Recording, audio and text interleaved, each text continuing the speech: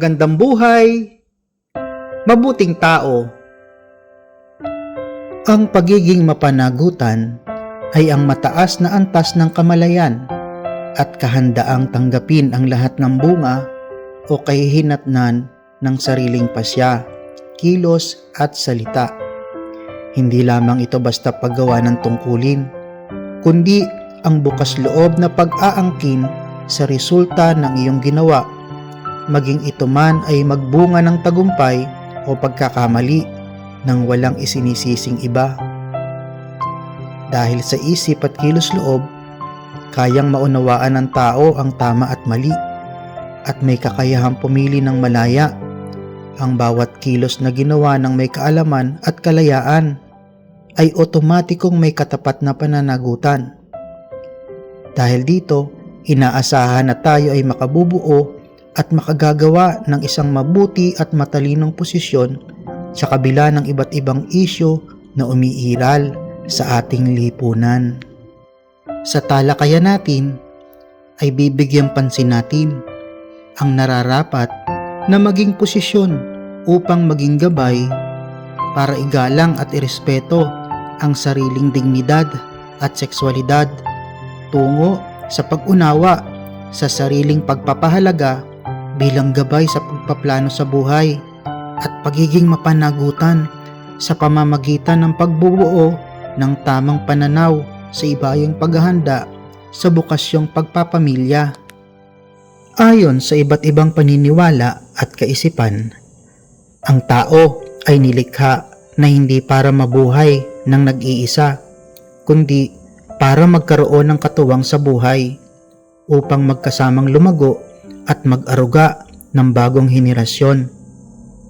Sa kabila nito, may mga individual na mas pinipiling maging single o hindi magkaroon ng anak upang ituon ang buhay sa ibang kapaki-pakinabang na layunin.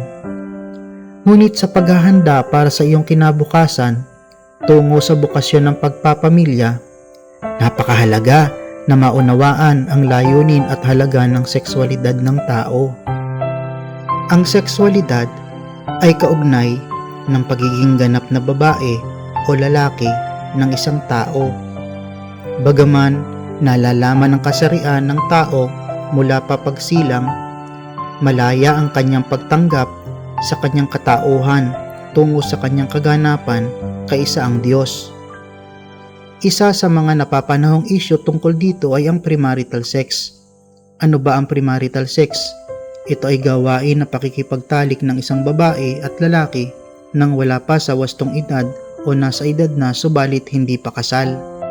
Ang pakikipagtalik ng hindi kasal ay nagpapawalang galang at nagpapababa sa dignidad at integridad ng pagkatao ng mga taong kasangkot sa gawaing ito. Hindi nagiging kapaki-pakinabang ang pagtatalik patungo sa kaganapan ng buhay na isa sa mga halaga ng sexualidad. Ang tunay na pagmamahal na isinasakatawan sa pagtatalik ay bukas sa katotohanang dapat itong humantong sa pagbubuo ng pamilya. Kung kaya, bago ito gawin ng lalaki at babaeng nagmamahalan, kinakailangang ito'y binasbasan ng kasal. Ang pagtataguyod ng pamilya ay isang mahabang paglalakbay na nagsisimula sa mga desisyon natin habang bata pa. Bilang unang tahanan ng puso at isip, sa pamilya natututuhan ang pagmamahal at paggalang. Mga aral na nagagamit sa pakikipagkapwa. Tulad na lamang ni Amanda na lumaki sa isang tahanang nakikitang nag-uusap ng maayos at mahinahon ang kanyang mga magulang tuwing may problema. Dahil sa magandang halimbawang ito, noong nagkaroon siya ng tampuhan sa kanyang mga kaklase, hindi siya nakipag-away. Sa halip, kinausap niya ang mga ito ng bukas at may paggalang. Sa ating pagtanda, natututuhan natin na ang pagpapamilya ay isang bukasyon. Ang bukasyon ay salitang Latin na voco vocare, nang ibig sabihin ay tumawag. Hindi ito isang simpleng bagay na ginagawa lang dahil uso o dahil tumatanda na ang tao, kundi isang banal na tawag ng paglilingkod at pag-aalay ng buhay para sa kapakanan ng iba. Halimbawa nito si Kuya Ben, bagamat may pagkakataon siya magtrabaho sa ibang bansa para lumaki ang kita, mas pinili niyang manatili sa Pilipinas upang personal na masubaybayan ang paglaki ng kanyang mga anak at maalagaan ang kanyang kabiyak.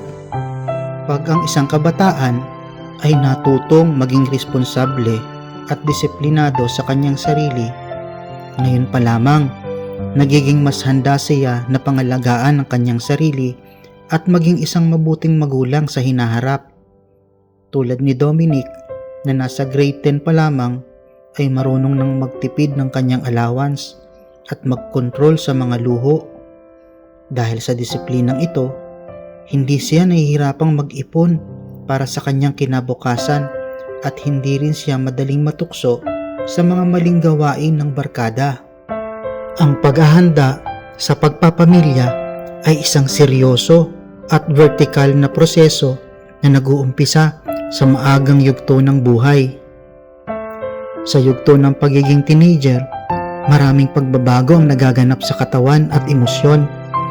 Ang pangunahing layunin sa panahong ito ay ang kilalanin ang sarili, mag-aral ng mabuti at ingatan ang sariling katawan sa pamamagitan ng pag-iwas sa maagang pakikipagrelasyon o premarital sex.